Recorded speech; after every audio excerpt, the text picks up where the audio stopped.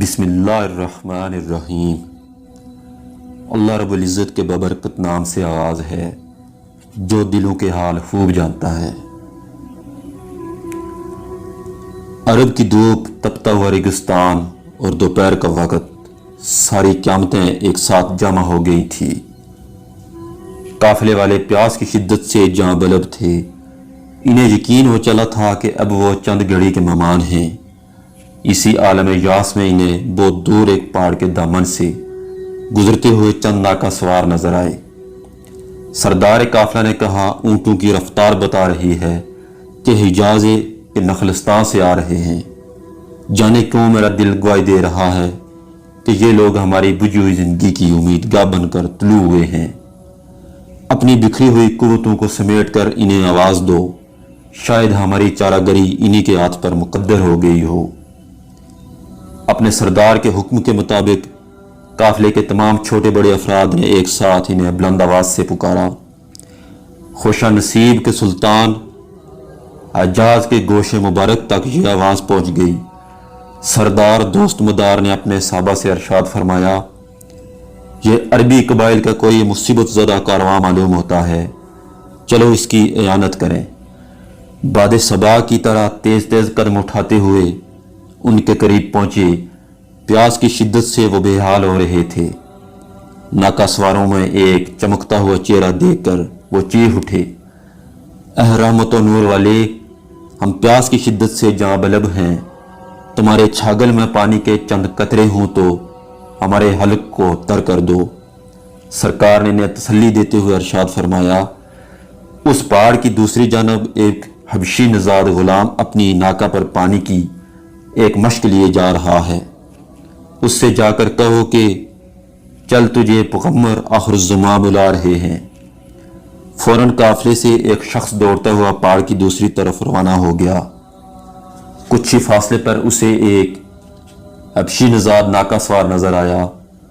اس نے اسے آواز دے کر روکا اور سرکار نامدار کا پیغام پہنچایا۔ سرکار کا نام سنتے ہی وہ ٹھٹک کر رہ گیا اور اپنی سواری سے اتر آیا۔ اب اپنے ہاتھ سے اونٹنی کی مار تھامے ہوئے وہ پیادہ اس کے پیچھے پیچھے چل پڑا۔ جیسے ہی اس کی نظر سرکار کے چہرہ انور پر پڑی، اس کے دل کی دنیا بدل گئی۔ ایک ہی جلوے میں وہ کاکل در رخ کا اسیر ہو کر رہ گیا۔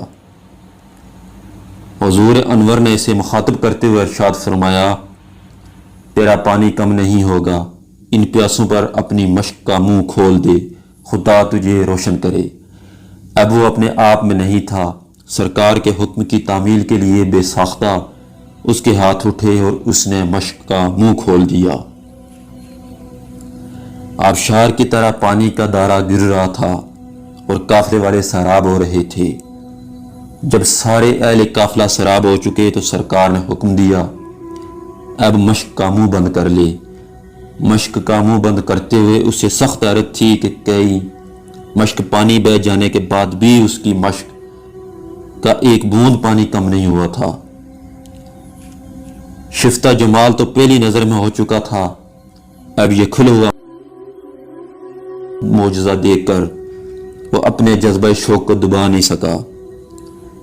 بے خودی کے عالم میں چیخ اٹھا، میں گواہی دیتا ہوں کہ آپ اللہ کے سچے رسول ہیں۔ سرکار نے دعائیں دیتے ہوئے اس کے چہرے پر رحمت و کرم کا ہاتھ پھیرا اور اسے رخصت کر دیا۔ حبشی غلام کا آقا پانی کی مشق کا بہت دیر سے منتظر تھا۔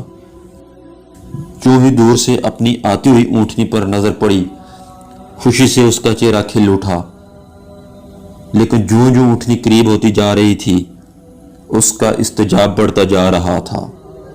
اسے حیرت تھی کہ اونٹنی اسی کی ہے، مشق بھی اسی کی ہے، لیکن سوار اجنبی ہے۔ آخر اس کا اپنا حبشی غلام کہاں گیا؟